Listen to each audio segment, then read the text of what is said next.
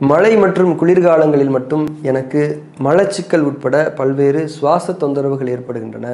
இது பற்றிய அக்குபங்க்சர் மருத்துவ விளக்கங்கள், சிகிச்சை அணுகுமுறைகள் பற்றி சொல்லுங்கள்.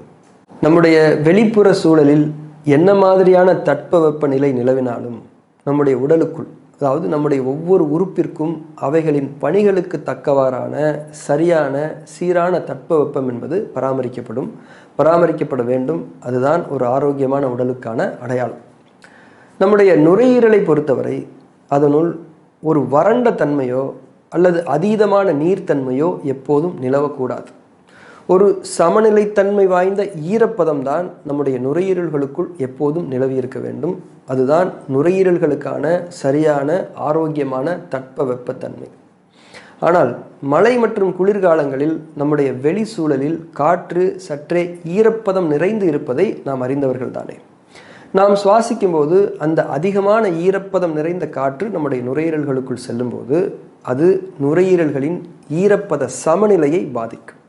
அதாவது அது நுரையீரல்களுக்குள் நீர்த்தன்மையை அதிகப்படுத்தி அங்கே ஒரு விதமான பாரத்தை ஏற்படுத்திவிடும். இதனால் நுரையீரல்கள் லேசான தன்மையில் சுருங்கி விரிவதில் சிரமங்கள் உண்டாகும்.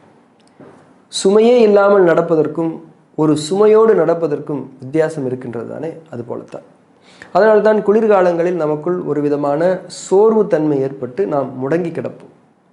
இப்போது நம்முடைய நுரையீரல்கள் அதனுடைய நோய் எதிர்ப்பு சக்தியை கொண்டு அதனுள் தேங்கியிருக்கக்கூடிய அந்த கூடுதல் நீர்த்தன்மையை உடலை விட்டு வெளியேற்ற தொடங்கும்.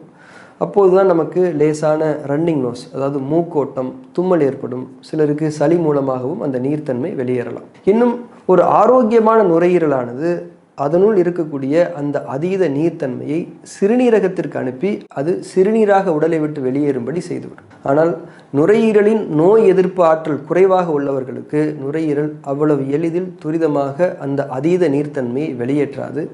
அவர்களுக்கு மூக்கோட்டமும் தும்மலும் சளியும் சோர்வும் நீடித்து கொண்டிருக்கும். அல்லது வீசிங் போன்ற பல்வேறு விதமான சுவாச தொந்தரவுகள் அவர்களுக்கு ஏற்படலாம்.